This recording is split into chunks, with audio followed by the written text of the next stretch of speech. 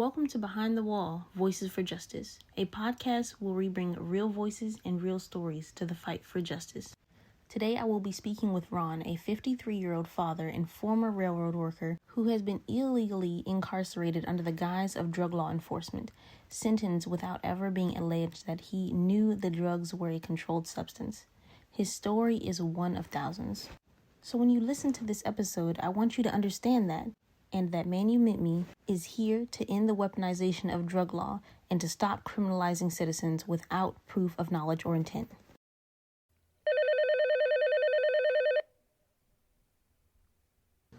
Hey Ron, how's it going? Thank you for calling into Behind the Wall podcast, Voices for Justice. So, are you ready to get started? What would you like to talk about first? I don't know, you just want to record like this little thing and then you can chop it up, do whatever, I don't know how you're, I have my little story kind of wrote down and, but I don't know, as far as he told me to keep it kind of short, so I'm going to try to keep it kind of short. If we do go long, again, I keep telling my dad, he's wondering why things aren't getting pushed more, why aren't people, advocating hard for you guys who have been wrongly imprisoned and things of that nature. And I'm like, and he really wants to push and get his voice out there, but a lot of things he says, I'd say, is pretty long-winded and a lot for the average consumer to consume. And another level to it is kind of, yes, we know inmates are struggling as well, but we're struggling out here in the real world ourselves, trying to get through life day by day. And it's hard to have empathy or to even think about others when you're struggling yourself out here, trying to make ends meet yourself, and maybe even be living paycheck to paycheck. So long story short, it doesn't matter how long of a video or content we do, I'd still create smaller bits and pieces that's more consumable. Okay, that's perfect. That's perfect. Yeah, because I agree with him. People out there, regardless of what it is, it's not like they don't want to help us and stuff. It's just that they're on their phones all the time, and life is crazy out there. Yeah, every day. They're not in here, so they don't think about us. Yeah. And it's real sad. I was interviewing this paralegal, he just asking questions. I guess long story short, I was just like, I started this. My dad's been, doing this for a while, but I've been trying to do better advocating for about the past maybe 2 years, year and a half. And, people are going through their own things in life, but it is crazy how we don't know things. I want to be out here and help educate people properly. And it's crazy. I don't know if, God bless you. Yeah, there's this. For real, it's crazy because when you try to tell somebody, they're just like, yeah, right. Yes. For real, it's so far-fetched, but if anybody has seen that show where Dwayne Johnson is a truck driver and the feds get his kid, it's exactly, per rundown, exactly what they do. They trick us into taking plea bargains, and after we plead guilty, then they give us something completely different, and it's just a ramrod. It's a complete business. Designed by lawmakers, because that's who makes all the money, and it's designed to keep us in here. It's American. That's what that paralegal was basically saying how whatever they made something into law a while ago in the 80s, and then they brought it back. They were like, oh, well, you can't do this because you said no in the 80s. They're like, no, we weren't talking about it that way back then. This is different. And we're like, what do you mean? How is wordage different? So you're changing it to suit you guys because you guys made it, basically. And things are wrong when they are wrong, but come on, do it right. If you're gonna do it right. Do it right. And conspiracy was designed for mobsters and stuff, and there ain't a lot of them in here anymore. Right. There's a few, but very few. Yeah. It's probably 0.003%. That's crazy. If any of it, it's crazy because they're just normal people in here. It's everyday drug addicts, and of course, drug dealers, of course. But there's more users in here like myself than there is, I mean, it's crazy. Yeah. And for real, all they do is just send us in here to get a plug. Yeah. Amazing. Okay, I guess I can. Do you want me to go ahead and you just tell me when to start, and I'll. Yeah, you can say your piece, and then afterwards we can talk about your story and. Okay. You ready for it? Yes. Okay. So I'm a 53-year-old white male who worked for the railroad for like probably 10 years. And when I was indicted by the federal government, they wrongly accused me of 10 different conspiracies. Each carried 10 to life. They had my lawyer talk me into taking a plea bargain for 122 to 155 months.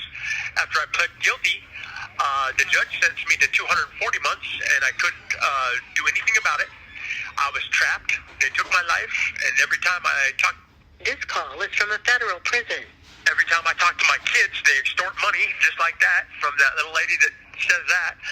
And they forced me to work here pretty much at Unicor for cents on the dollar. I make like 70 cents a day for stuff I used to make $45,000 a year for. This is a crooked business by people who make the laws to keep us locked away for job security. And man, I've watched my kids grow up through pictures. I've been down for 16 years. I got a little while to go. And if anybody out there even had a clue of what they were doing to some of us, this wouldn't be happening. Right.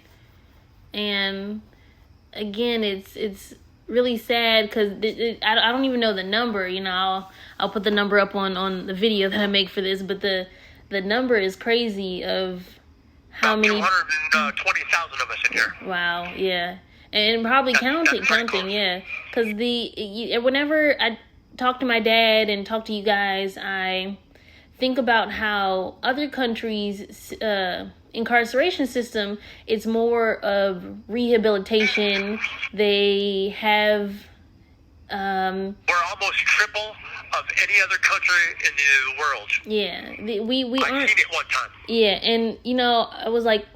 It's a little bit of the fact that we're not properly funded, but the money's somewhere, but they putting it into other things that we don't need. Yeah. They're not putting it into treatment to fix us. What they're putting it into is building more prisons. And they think, and that's like the other thing, like, oh, out of sight, out of mind. I don't want people to forget about you guys in there. And just the fact that, where was I going? You're absolutely right, because, you know, like I said, I'm 53 years old, and I've lost all my family since I've been down. Like my dad, my mother, my uncle, my aunt, on and on. I have two kids, and I have a half brother left in my life. And then when I go to use the phone, I'm like, man, and nobody answers. I feel like lonely, and I'm like lost, and like, man, nobody cares out there. It's such a hopeless feeling that they've taken from us. Yeah, I'm sorry. Yeah. I mean, it's not your fault, of course, but you know, it's horrible what they've done. Yeah, I understand. Like, you understand that it's not my fault, but the fact that you're going through this and others in there are going through this, like they forget that you guys are human too, out of sight, out of mind, and they're like they think you guys. They dehumanize us to where I don't even feel normal talking to them because they just talk down to us and treat us. You should see some of the people they hire in here. Yeah. And you know, if you say anything, you're like, oh man, you know, it just builds you up on a phony shot or something. Yeah. It's crazy. Yeah, and I think my dad told me, or he wrote a little article that I posted on the website that we have about just about what you guys go through and how there's solitary confinement, I think. This call is from a federal prison. But then there's something that they like, because it's solitary, do they have cameras down there, and then they like take advantage of you guys, right? Yes. Yes. I mean, there's people been beat up by the cops, all that. Yeah. You know, it's amazing to me. Yeah. It's amazing what they do to some of us. Yeah. And it's like they get a power trip over it. And it's like, what... Again, and, you know, just thinking about back to history, just of what many communities have been through. And then you guys are a community yourself in there. and you guys again being taken advantage of and being hurt. And again, you guys are human. You guys are our citizens. You're our family, and you're not forgotten. I couldn't have said it any better. And you're an amazing person for what you're doing for helping us. I appreciate that. Thank you. And if you have any other story, I know if too many of you guys have this number, they might what's that called? Ban it, block it. I'm gonna take it off there. Okay, that's how that works. You can take it off. Yeah, I'll take it off, and that way the next guy, if he wants to do it, he can put it on. That way they don't do that. So, okay, appreciate it. Yeah, so again, if you want to call, tell your story. I appreciate you so much. If you have if you have anything like you want to talk about on that day, and if it's something quick, I can definitely just post that one snippet that we do. Oh man, good looking out. Okay. I appreciate you. Okay, nice to talk to you. Nice to hear your voice. Thank you. You too. What's your name again? My name is Ron. Okay, nice to meet you. Thank you, Carol. Have a good night. You too. Bye. I just want to thank you all for taking the time to listen, not just to Ron's story, but to what it represents. Because sadly, this isn't an isolated case. Men and women across this country have faced the same kind of injustice for decades, and it has to stop. A lot of people misunderstand what's really going on here. They think the law uses special definitions the rest of us can't grasp. But indictments and jury instructions are supposed to be written in plain English so ordinary people can understand them. Others believe the accused has to know a substance was illegal. But if that's true, then why not just charge them of knowing it was illegal? Why not make the government prove it? That's what due process is supposed to mean. Innocent until proven guilty isn't a slogan, it's a right. And make no mistake, what's happening here isn't accidental. It's a deliberate, systemic problem. I know, you might think the problem is too big or that one person can't change it. But you just did something by listening. You cared. And that matters. So keep going, share this story, sign our petitions, tell a friend. This is only the beginning. And I'll leave you like I came, in peace. This is Behind the Wall Podcast, Voices for Justice, powered by Manumit Me.